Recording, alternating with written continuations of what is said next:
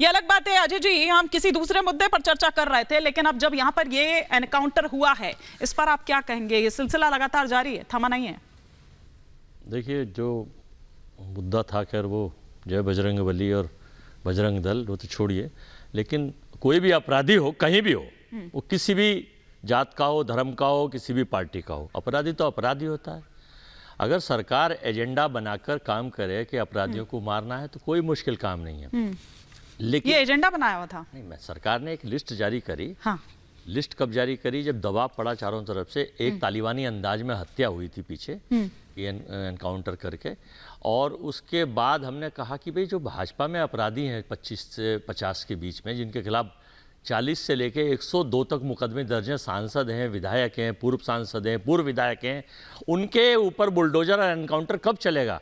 हमारा मतलब भाजपा से या अदर्स से नहीं है, हमारा मकसद तो ये है कि लॉ एंड ऑर्डर की जो यूपी में प्रॉब्लम है, अखबार सुबह उठाइए, बलात्कार। आप ये कह रहे हैं कि ये एनकाउंटर भी फेक है? आप ये कह रहे हैं? कहा हाँ। एनकाउंटर तो ये डीजीपी साहब कह रहे हैं, सरकार ने, पुलिस ने करा है। बदमाश मारो, अच्छी बात है, इसके लिए बधाई के पात्र हैं। बदमाश तो बधाई दे दीजिए ना जेटली जी को, बैठे हैं यहाँ पर आपके सामने ही है। लेकिन मैं ये कहना चाहता हूँ कि जो उत्तर प्रदेश के हर अखबार उठा लीजिए, सुबह ही सुबह यहाँ मर्डर, यहाँ रेप, बच्ची से बलात्कार, चेन पुलिंग, डकैती, लूट, गोली, हत्या। तो यूपी में तो एक रिपोर्ट भी आई है, लॉ एंड ऑर्डर की हालत बहुत खराब है, क्योंकि कन्वेक्शन रेट 158% है। 132 से ज्यादा विधायक क्रिमिनल केसेस में है और घोर गंभीर अपराधों उनके ऊपर दर्ज है। भारतीय जनता पार्टी की इस सरकार में जो 2022 में अभी इन्होंने बनाई है। ठीक है। अच्छा, रहा एनकाउंटर का सवाल, सरकार मारे, लोगों से बधाई मिलेंगी, सामाजिक जो संस्थाएं बधाई देंगी,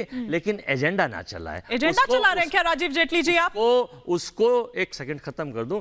उसको अपने जैसे इनके स्टार प्रचारक थे पीछे दो, एक तो उसको तालिबान अंदाज में मार दिया, एक स्टार प्रचारक। थोड़ा संभाल कर रखिए ना अजय जी, एक ही साथ सब बोल देंगे तो कैसे? एक बार पॉइंट्स पे रिएक्शन ले लेती हूँ जो आपने तमाम बातें यहाँ पर कही है। कानून व्यवस्था का मुद्दा आप हर जनसभा में उठा रहे हैं, आपके मुख्यमंत्री योगी आदित्यनाथ हर जनसभा में उठा रहे हैं जेटली जी, लेकिन कानून व्यवस्था दरअसल दुरुस्त नहीं है बल्कि ध्वस्त है, अजय जी ये कह रहे हैं। नहीं, अगर सारे विधायक और सांसदों को खड़ा करके गोली मार दी जाए अतीक अहमद की वजहों से, तो इसका मतलब कानून व्यवस्था बेहतर हो जाएगी।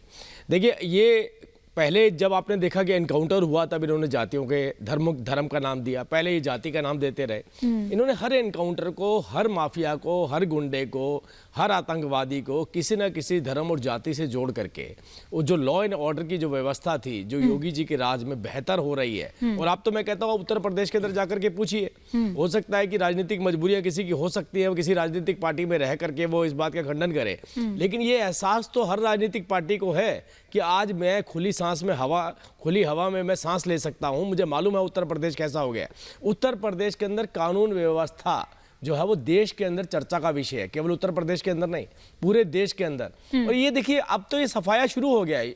ये योगी जी ने अपनी सदन के अंदर भी इस बात को कहा था कि हम मिट्टी में मिला देंगे, और मिट्टी में मिला देंगे कोई हवा की बात नहीं थी, मिट्टी में मिला देंगे ये कोई स्लोगन नहीं था। मिट्टी में मिला देंगे का मतलब आपको नतीजे सामने देखने को मिल रहे हैं। अब कोई भी गुंडा, कोई भी बदमाश, वो कम से कम सरकार को टेकिंग फॉर ग्रांटेड नहीं ले सकता। वो ये नहीं कह सकता कि मेरे पास, क्योंकि मैं एक बड़ा व्यक्ति हूं, मेरे पास ज्यादा पैसा है, या मैं किसी राजनीतिक पार्टी के साथ ताल्लुकात रखता हूं, इस वजहों से मेरे ऊपर एक्शन नहीं हो सकता।